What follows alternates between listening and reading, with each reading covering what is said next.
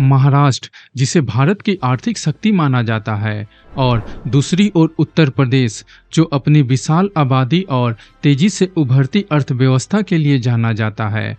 दोनों ही राज्य अपनी अपनी विशेषताओं के कारण महत्वपूर्ण है, लेकिन बड़ा सवाल यह है कि $1 ट्रिलियन की इकोनॉमी बनने की दौड़ में कौन सा राज्य आगे निकल सकता है। नमस्कार दोस्तों, आज हम भारत के दो बड़े राज्यों महाराष्ट्र और उत्तर प्रदेश की तुलना करेंगे और जानेंगे कि कौन सा राज्य $1 ट्रिलियन की इकोनॉमी का माइलस्टोन हासिल करने के सबसे करीब है। तो सबसे पहले आइए दोनों राज्यों की भौगोलिक स्थिति पर नजर डालते हैं।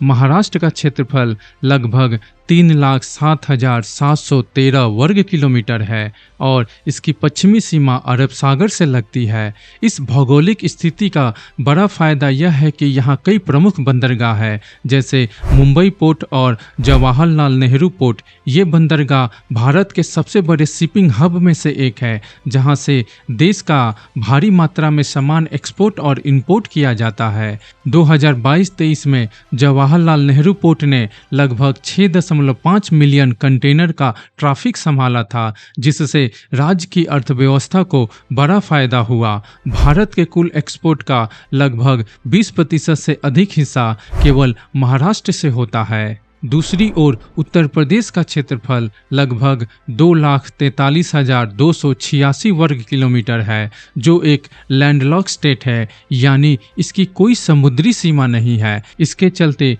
यहाँ के व्यापारियों और इंडस्ट्रीज को अपने प्रोडक्ट के एक्सपोर्ट और इंपोर्ट के लिए दूसरे राज्यों के बंदरगाह पर निर्भर रहना पड़ता है। इससे लॉजिस्टिक की लागत बढ़ जाती है, जो इसके विकास में एक बड़ी चुनौती है। लेकिन उत्तर प्रदेश ने इस चुनौती का सामना करते हुए बेहतरीन सड़कें, रेलवे नेटवर्क और कई नए एयरपोर्ट का निर्माण किया है। Delhi Mumbai industrial corridor, UP defence industrial corridor, Jewar airport, Purvanchal expressway, Bundelkhand expressway और गंगा एक्सप्रेसवे जैसे बड़े प्रोजेक्ट राज्य के विकास को तेजी से बढ़ा रहे हैं। तो चलिए अब दोनों राज्यों की आर्थिक स्थिति पर नजर डालते हैं। महाराष्ट्र अभी भी देश की सबसे बड़ी इकोनॉमिक पावर है, जिसकी कुल जीडीपी लगभग 42.67 लाख करोड़ रुपए है और जीडीपी ग्रोथ रेट लगभग 7.85% है, जो इसे भारत की सबसे बड़ी इकोनॉमी बनाती है। यह राज्य देश की कुल इकोनॉमी में लगभग 13.30% का योगदान करता है। महाराष्ट्र की इकोनॉमी 3 प्रमुख सेक्टर्स पर आधारित है। इनमें 58% हिस्सा सर्विस सेक्टर का है, जबकि 31% इंडस्ट्री का और 11% एग्रीकल्चर का योगदान है। अब बात करते हैं उत्तर प्रदेश की। पिछले कुछ वर्षों में उत्तर प्रदेश ने जबरदस्त प्रगति की है। यह वही उत्तर प्रदेश है जिसे कभी बीमारू राज्य कहा जाता था, लेकिन अब यह देश के टॉप 5 राज्य में अपनी जगह बना चुका है। उत्तर प्रदेश की कुल जीडीपी लगभग 25.48 लाख करोड़ रुपए है और जीडीपी ग्रोथ रेट लगभग 8% है, जो इसे देश की 5वीं सबसे बड़ी इकोनॉमी बनाती है। यह राज्य देश की कुल इकोनॉमी में लगभग 8.40% का योगदान करता है।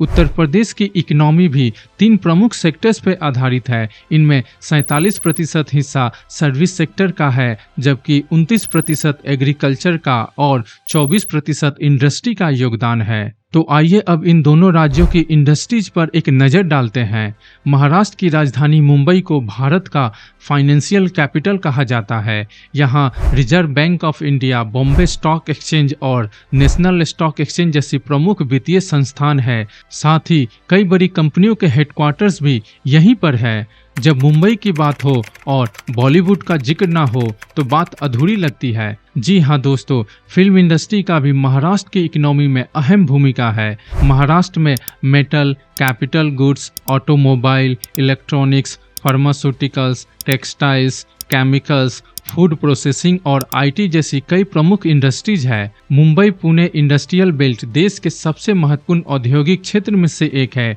यहाँ टाटा मोटर्स, महिंद्रा और बजाज जैसी कंपनियों के प्लांट है।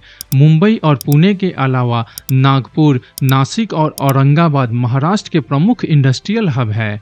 वहीं उत्तर प्रदेश सरकार manufacturing, IT, tourism, agriculture, MSME industries और फिल्म इंडस्ट्री जैसे सेक्टर पर खास ध्यान दे रही है।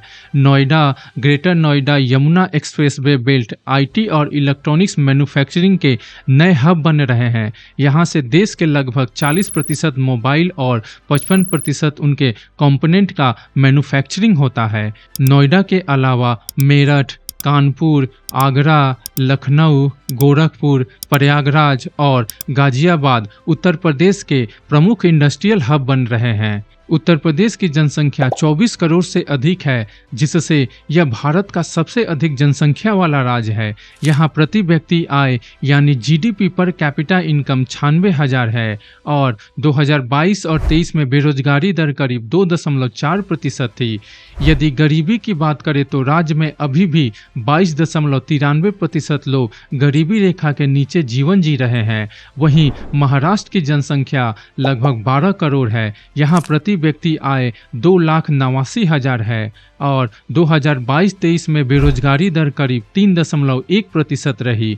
महाराष्ट्र में गरीबी दर 7.81% है, जो उत्तर प्रदेश के मुकाबले काफ़ी बेहतर स्थिति में है। उत्तर प्रदेश की बड़ी आबादी के कारण वहां बेरोजगारी और गरीबी की समस्या अधिक गंभीर है। दूसरी ओर महाराष्ट्र में बेरोजगारी दर थोड़ी अधिक है, लेकिन कम जनसंख्या के कारण यह समस्या उत्तर प्रदेश जितनी गंभीर नहीं है। अब आइए उस महत्वपूर्ण सवाल पे आते हैं कि कौन सा राज्य $1 ट्रिलियन की इकोनॉमी बन सकता है। मित्रा के सीईओ प्रवीण परदेसी के अनुसार महाराष्ट्र 2028 तक $1 ट्रिलियन की इकोनॉमी बन सकता है। इसके लिए राज्य ने 17.55% की जीडीपी ग्रोथ रेट का टारगेट सेट किया है। इसका मतलब यह है कि महाराष्ट्र को इस टारगेट को अचीव करने के लिए अपनी करेंट यानी 7.85% की जीडीपी ग्रोथ रेट से दोगुने से भी अधिक गति से विकास करना होगा। वहीं उत्तर प्रदेश की बात करें तो राज्य सरकार ने 2027 तक $1 ट्रिलियन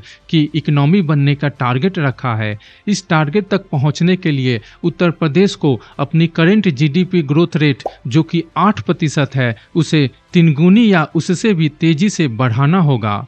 तो दोस्तों, जब हम महाराष्ट्र और उत्तर प्रदेश की तुलना करते हैं तो साफ है कि दोनों ही राज्य अपने अपने तरीके से ग्रो कर रहे हैं।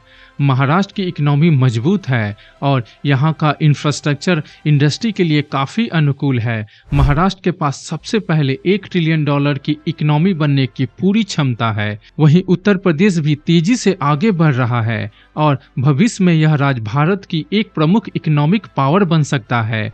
अगर उत्तर प्रदेश अपनी योजनाओं को सही दिशा में लागू करता रहा तो न केवल वह महाराष्ट्र को टक्कर देगा, बल्कि देश की अगली आर्थिक महाशक्ति भी बन सकता है।